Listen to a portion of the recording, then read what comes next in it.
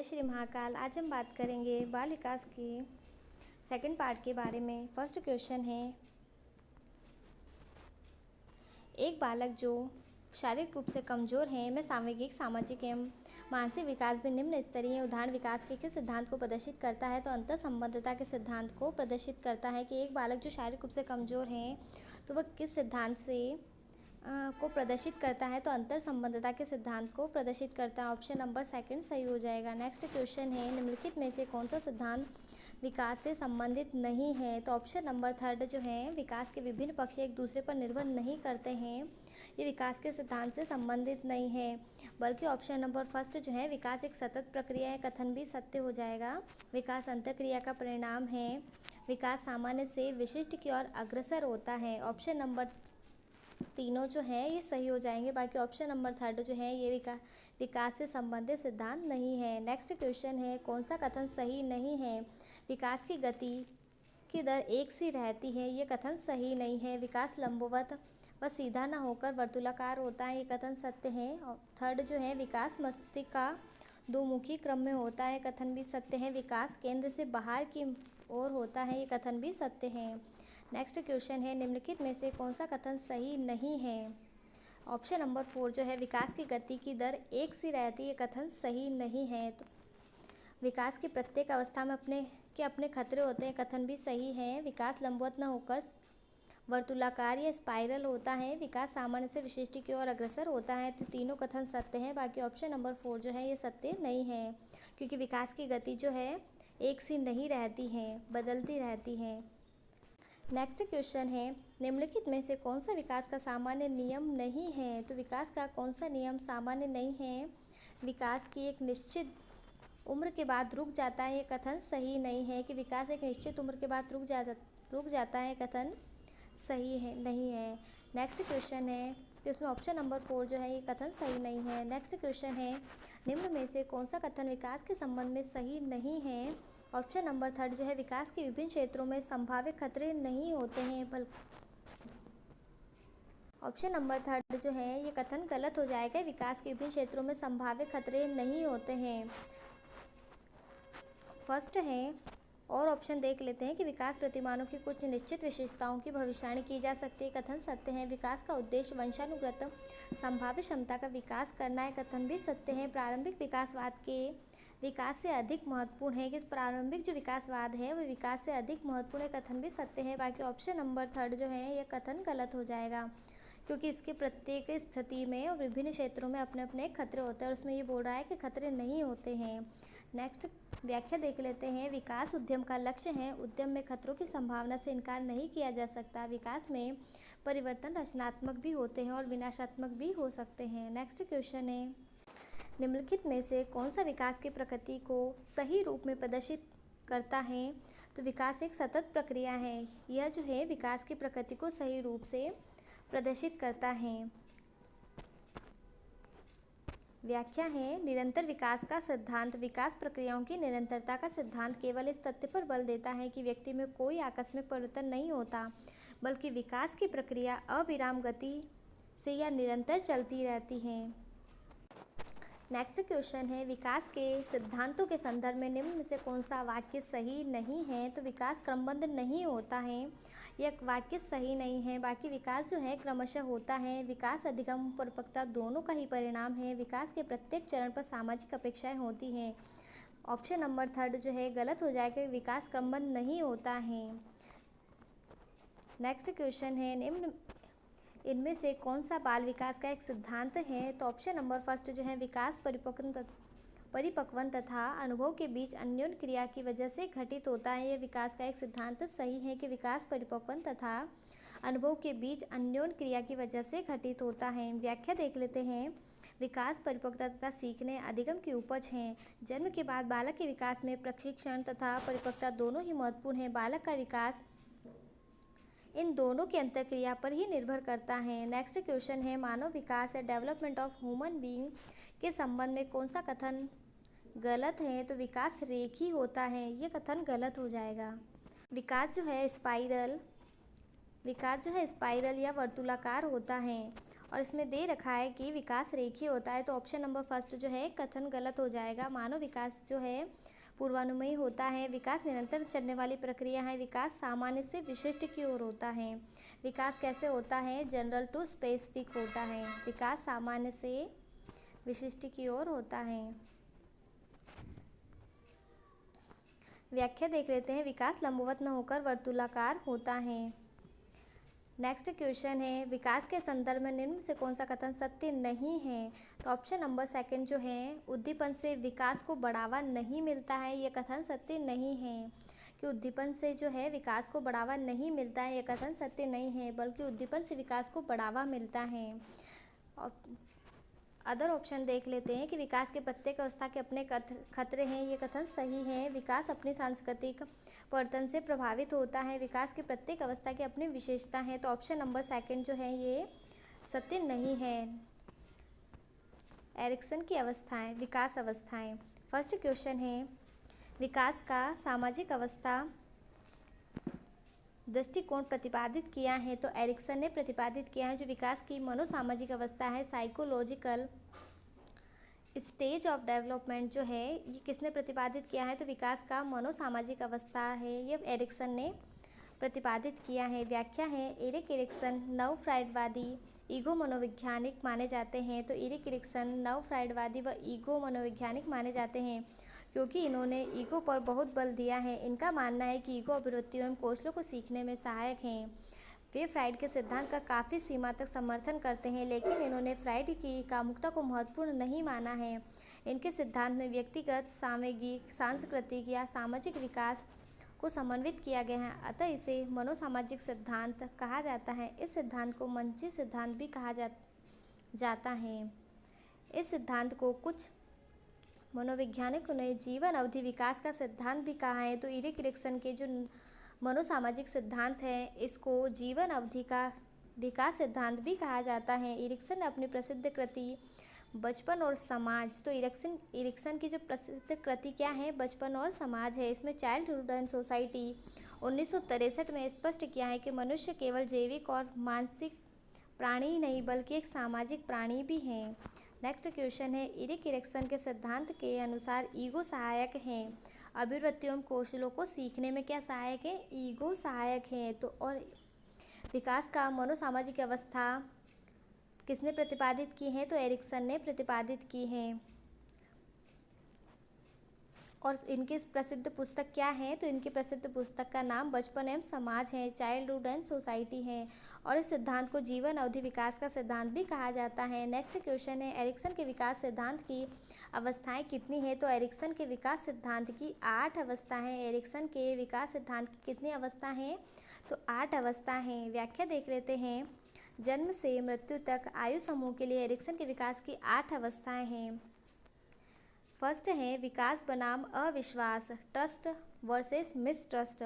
जन्म से 1 साल तक बच्चे को या तो विश्वास होता है या विश्वास नहीं होता है। तो जन्म के 1 साल तक बच्चे को या तो विश्वास होगा या नहीं होगा।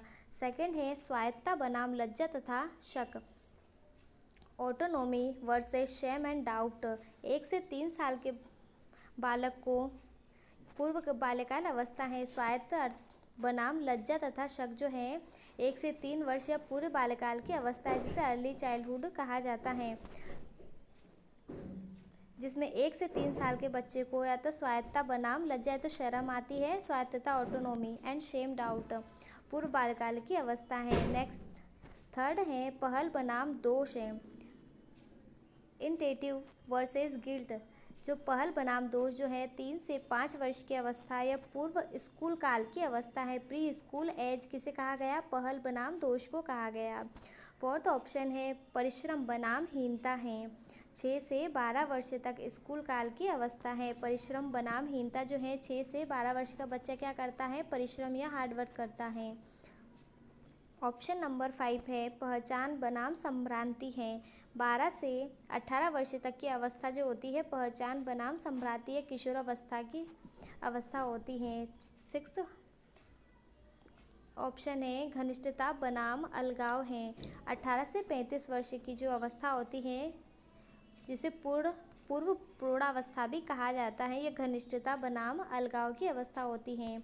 और 7 नंबर है जन्मात्मक बनाम स्थिरता। 35 से 65 वर्ष तक मध्य प्रौढ़ावस्था होती है। तो 35 से 65 वर्ष तक जन्मात्मक बनाम स्थिरता या मध्य प्रौढ़ावस्था होती है।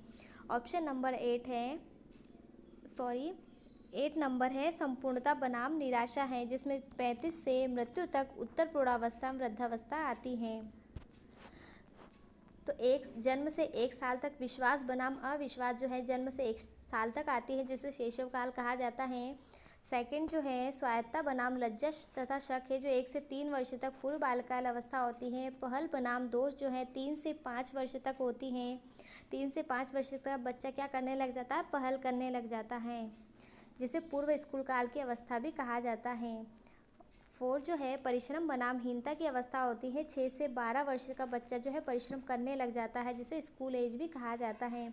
5 नंबर पे है पहचान बनाम संभ्रांति, जो 12 से 18 वर्ष तक का जो बच्चा है वो अपनी पहचान बनाना चाहता है, जिसे किशोरावस्था भी कहा जाता है। और 6 नंबर है घनिष्ठता बनाम अलगाव, जो है 18 से 35 वर्ष का बच्चा है तो घनिष्ठ हो जाएगा, सबसे दूर हो जाएगा, जिसे प्रौढ़ावस्था भी कहा जाता है। ऑप्शन नंबर 7 जो है जन्मात्मक बनाम स्थिरता अवस्था, जो है 35 से 65 वर्ष तक है, जिसे मध्य प्रौढ़ावस्था भी कहा जाता है। 8 नंबर पर है संपूर्णता बनाम निराशा अवस्था है, जिसे 65 से मृत्यु तक होती है।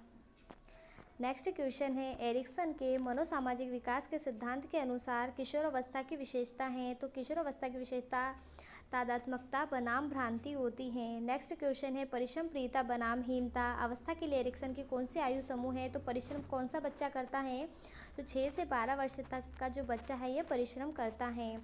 नेक्स्ट क्वेश्चन है एरिक्सन के अनुसार कौन सी अवस्था में बालक अधिक पहल करते हैं लेकिन बहुत सशक्त भी हो सकता है, जो किए भावनाओं की ओर ले जाता है। जो 3 से 5 वर्ष का बच्चा जो है ये परिश्रम करता है।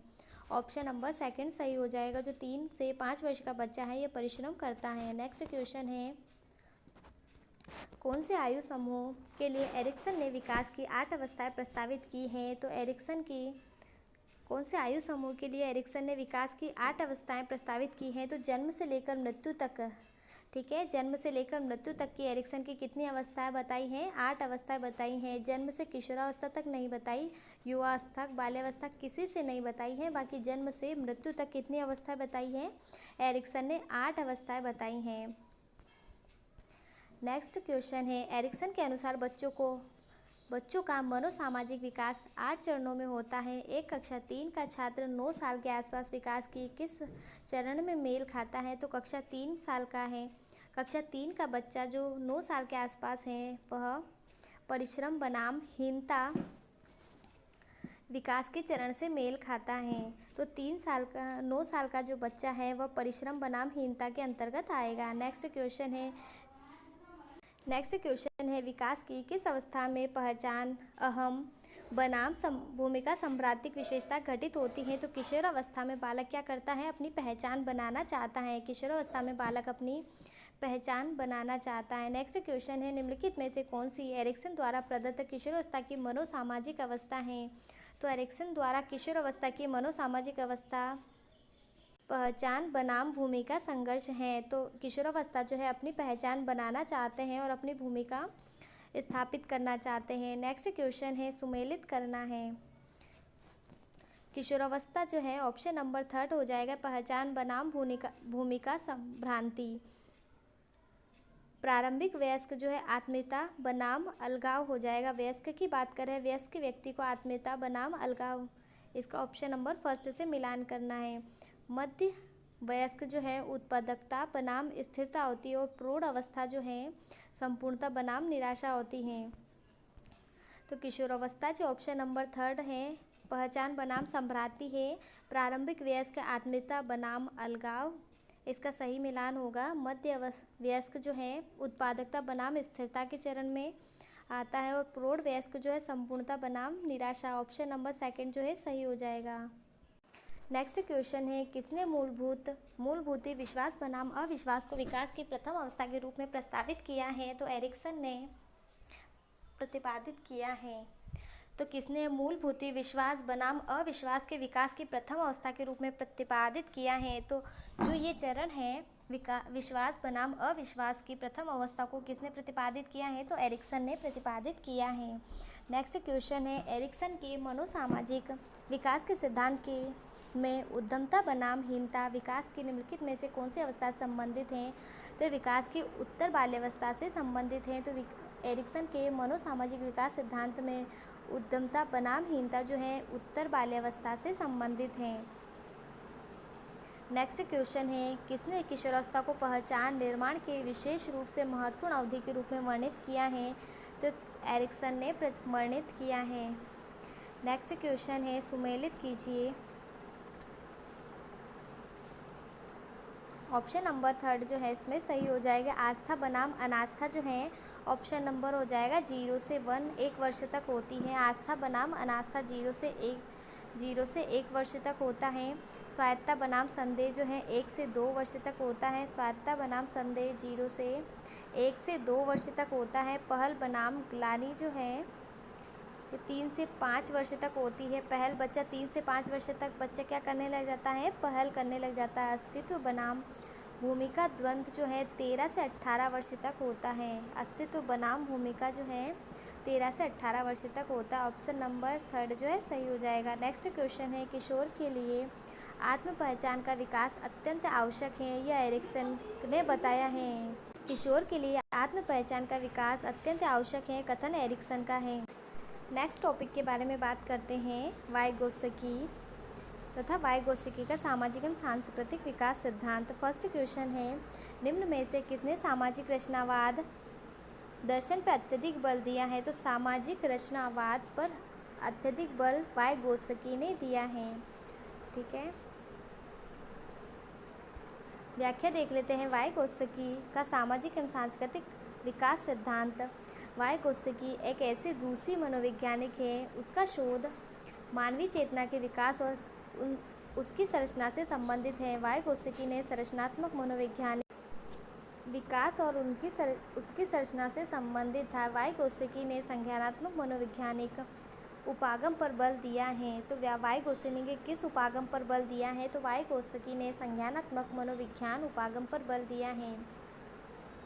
संज्ञानात्मक विकास के परिप्रेक्ष्य में उन्होंने समाज के सूक्ष्म एवं व्यापक प्रभावों का अध्ययन किया है। वाइगोत्स्की कहते हैं कि बालक के संज्ञानात्मक विकास में समाज और संस्कृति का योगदान रहता है।